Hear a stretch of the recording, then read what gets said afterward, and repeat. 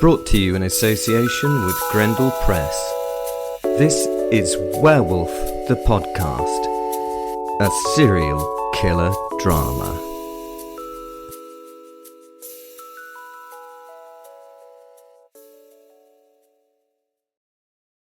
Hello, this is Will your Werewolf speaking, and this is Werewolf the podcast. Hopefully you've listened to episode 1 and 2, otherwise this really won't make very much sense. I've been captured by the army.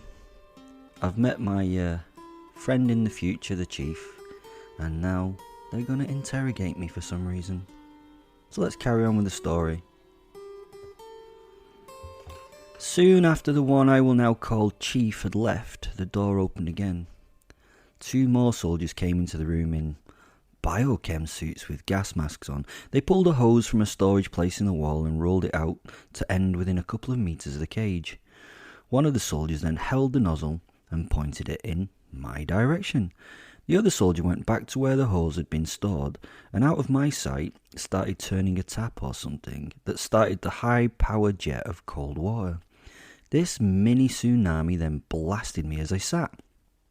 I didn't move or respond to the high-pressure cold water. I just stared through the jet at the guard doing it. I would not move. I would just stare. They had begun feeling pretty confident that it would be a horrible experience for me. As the process showed no apparent effect on me, I sensed the 2 guards' discomfort build. They really did not like the fact that I just sat on the ground, smiling at them. The water drained through grates that surrounded the cage in the floor, and eventually the hosing stopped. It was reeled back to the cupboard and stored, and the 2 guards, now slightly physically shaken, filed out. I was cold. I was very cold. I wanted to get all furred up, to get warm, but knew that I had to think about if that was a good idea or not at this moment in time. I couldn't really die of the cold, I knew that, but it wasn't a nice feeling sitting there on that cold, horrible, wet steel floor. I stayed in my kneeling position and just continued to stare at the door as I slowly dried off. Was I giving away a lot by not reacting to the cold? I wasn't sure. Was it wrong that I was not getting hypothermia from this process? Maybe. But I would not show them my wolf side without reason. That would just justify it. Time passed. I could not tell if it was night or day or how many hours had actually been spent. The lights were always the same. I just sat talking to the posit. He had tried a few more times to leave the room.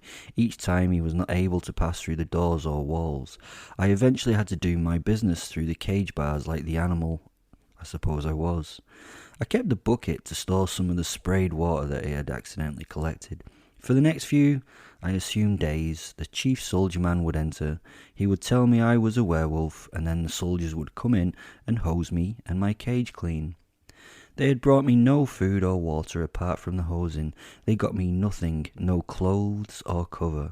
They never asked anything. They just went through the same set of processes each time they arrived. Classic interrogation, or so I was to learn. After a lot of this treatment, they then added the sleep deprivation thing where they try to keep you awake to break you.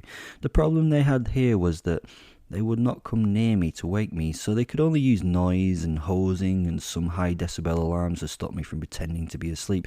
They did not realise that I didn't really need to sleep. At least they felt like they were having a small victory. In fact, the only pleasure I would have had from sleeping was really a break in the monotony of this time. There's only so much I spy with my little eye you can play with a posit who cheats by reading your mind, and only so many subjects you can choose from in a room where you've been for quite a long time. After several what felt like hundreds of these fucking visits, the chief guy came in once more, dragged the chair forward to its usual spot and spoke. "We've not fed you for 10 days now," he stated. I nodded. "You're in a room that is maintained at 4 degrees centigrade. You're not dead. You're not ill. You're not wasting away. Would you like to explain that to me?" I sat before him cross-legged and trying to come across all scary and intimidating and shit, which is hard for a cross-legged naked man. I'd now realised that there was no other way out of this. I had realised that this entire setup meant that even with my abilities, I probably could not escape. I also realised that with my ADHD mindset, I would eventually go mad if held here much longer, so I thought that I'd have to be honest.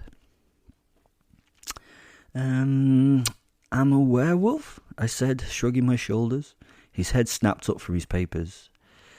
It's pretty hard to hurt or stop me, although I have to admit that you've got an amazing setup here that is certainly doing that. I've been trying to work out how to get out, and to be honest, I think that I'm fucked. I smiled and reached forward and held one of the bars in my right hand, showing how strong it was. You realise you believe that you're a werewolf then? Said the chief. Well, yeah, I am. I am a motherfucking ball-licking, Scooby-Dooing werewolf. I can prove it if you wish, I answered. The chief, well, he just held up a hand towards me. No, it's okay. We knew that it was the case. We have to say that we've never seen anything like you before. When the first reports came in, you were on the scene. We thought some hallucinogenic gas was being released in the area. We all thought that our guys saw things that were not there. It was assumed it could be PTSD or something like that. He seemed now to want to talk after a long time of silence. Then, shockingly, we got the footage of you in that last village. With these satellites and plane things that fly out of your sight. They spotted you while you worked. They recorded your changing forms and how you were, mainly killing people. So we know what you are. Capturing you was a whole operation in the war itself. Operation Dog Pound. At this name, I laughed, as it was, a well-chosen moniker for the whole plan to capture me. I'm kind of here to speak to you and see what it's all about, son. Are you like the result of some set of sick experiments or something? Or is there more to the legend of the Wolfman? Wow, do you know what? This is unbelievable. I do love some of your movies. Who knew you were real? I moved towards the bars and knelt there looking at him. I smiled nicely and asked, what would you like me to say? What do you want me to do? Well, let's start at the beginning. What is your name and where are you from? I felt like I was on a game show. What the hell? Here I go.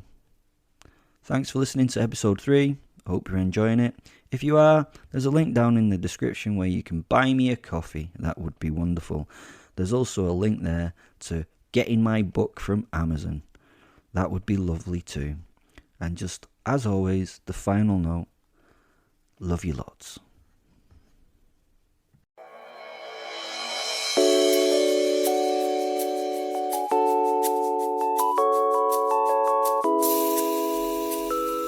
Brought to you in association with Grendel Press. This is Werewolf, the podcast, a serial killer drama.